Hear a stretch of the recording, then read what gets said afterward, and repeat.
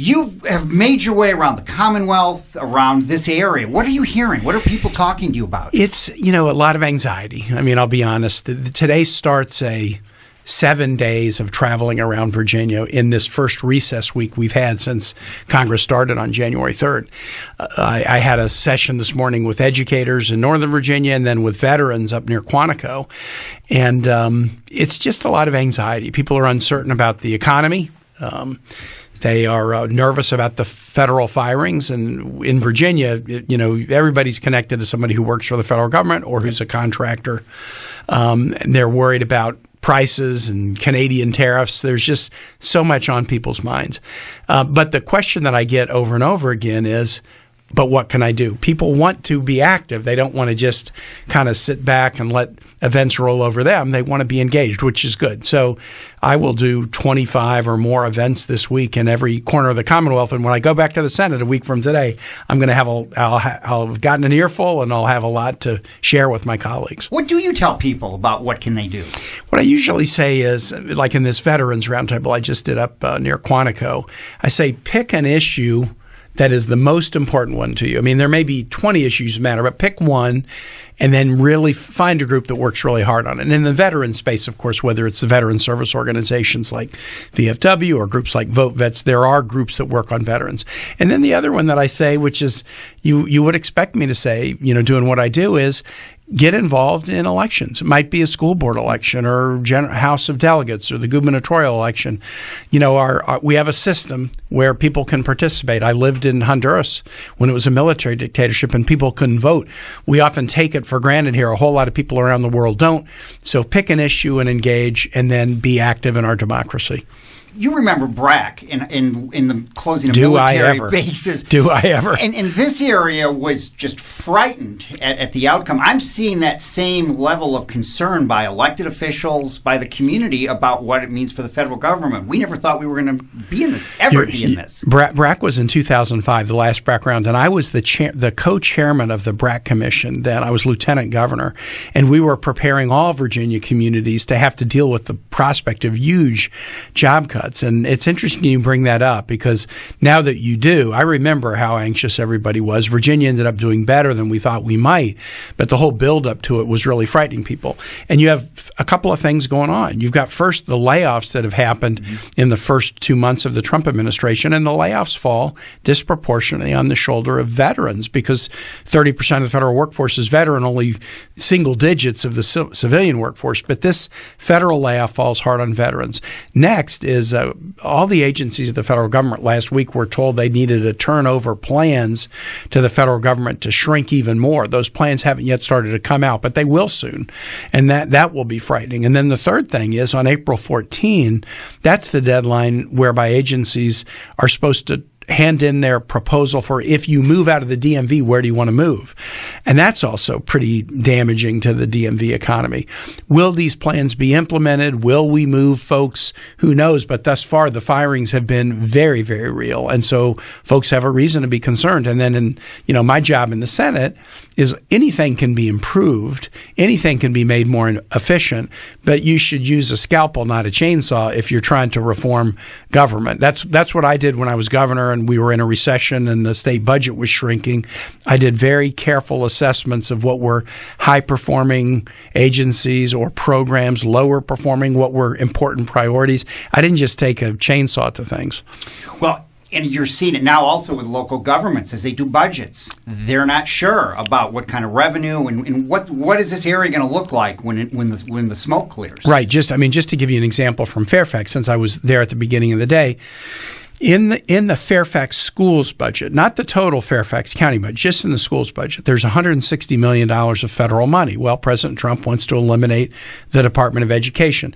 Does that mean that all of that money will go away or some of it will go away? They're not sure.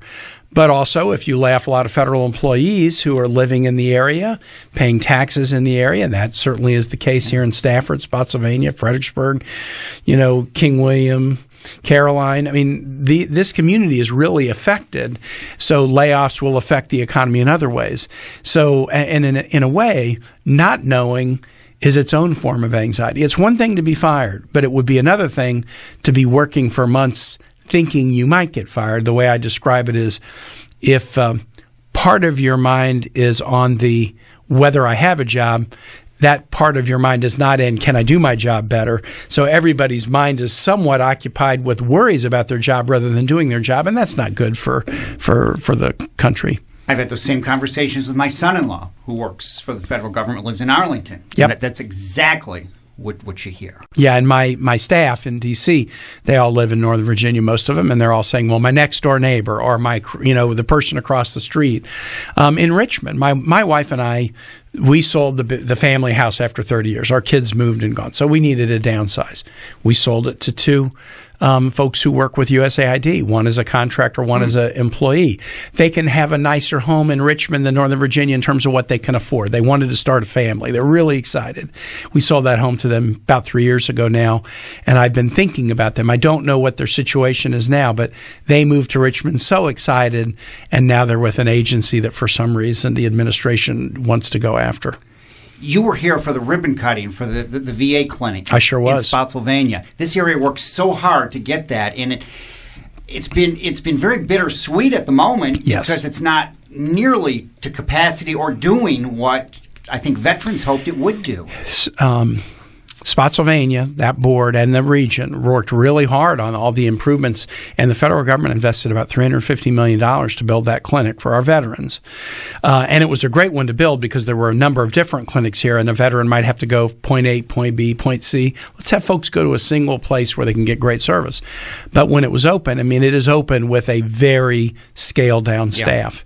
And as I was there that day, even as I was walking up to the dais to make some remarks at the opening, people were pulling me aside. You got to fight for us, Senator. We're not fully staffed. We're going to open another clinic like it in Chesapeake in April. Same thing's going to happen there. Because you read the news about if the VA in Richmond and the VA in Hampton and the VA in Salem and Washington are all laying off people, and the new VA director says we got to lay off another 80,000. Well, how are we going to have the full staff at this clinic in Spotsylvania? You're not going to. Yeah. Have you ever seen anything like this? You've been through a lot of things, both on Capitol Hill and in Richmond, and as mayor. I've been through a similar time, but I've seen it handled so differently. When I was governor, it was in that fiscal recession of 08-09, and the state budget was shrinking, and we were required to cut the state budget. I had 2 Republican houses. I had to make cuts, but I did it with my legislature, not behind their back. I would make cuts that would be proposed. I would present it to them. They agreed on most of them. Some they didn't, and then they were often able to overturn this or that cut. They probably agreed, though, with 95% of what I did because I communicated with them. This administration's doing it differently. Let's acknowledge President Trump won the election and the Republicans won both houses, Senate and House. There's a right way to do this, which is you go to your Republican majorities and you say, here's what I want to do. I need you to be on board. I'm going to present a budget plan. It's going to shrink government in these ways to accomplish these objectives. Let's make it work. But the president's not doing that. Instead, he's doing it without Congress, even without the Republicans in Congress, and sort of daring us, we'll file a lawsuit to stop me. That's not the way to get this done. That's not the way the greatest nation on earth should operate. We should operate according to the rule of law. And if the president has 2 Republican houses, he's got it set up perfectly well to do this in a careful, considered way rather than with the chainsaw. My gut tells me he's doing it the way he's doing it because he wants to save a bunch of money, put tariffs on people, which hurt everyday people. That also produces money, and then you use that to give a tax break to wealthiest folks. I think that's what the end game is here because we saw it in term 1. But it's the way he's going about it. No, I've never seen anybody do that, at least in this country. Before I let you go, real quick, you put a bill in, I think it was last week, the bullying bill. Yes. A lot of mental health issues with young people. So always adolescence is tough. And then COVID made it tougher. And then social media makes it tougher still. And so Senator Padilla and I and others put in a bill to really try to put more resources toward anti-bullying among young people. And it connects with other bills I've done, Tom Cotton, so a bipartisan effort to try to reduce use of cell phones while kids are at school. I'm worried that kids are looking at a screen instead of dialoguing with each other. And I had a student challenge me not long ago and say, listen, if the teacher's not making it interesting enough, why shouldn't I look at my cell phone? And I said, you know what? I'm not really focused so much on your interaction with the teacher as I am focused on your interaction with your classmate. Yeah. When you're not interacting live with a fellow human being, and instead you're on social media, and maybe you're getting flooded with disinformation. I'll tell you a story about that. Or maybe you're seeing that somebody else has more likes than you and you're feeling bad about yourself. That's when I worry. Here's a story about disinformation in kids. I was doing a seminar with roundtable with some middle schoolers, and I was talking to them about vaping and the dangers of vaping and what could we do at the federal level to help get them to avoid getting hooked on e-cigarettes.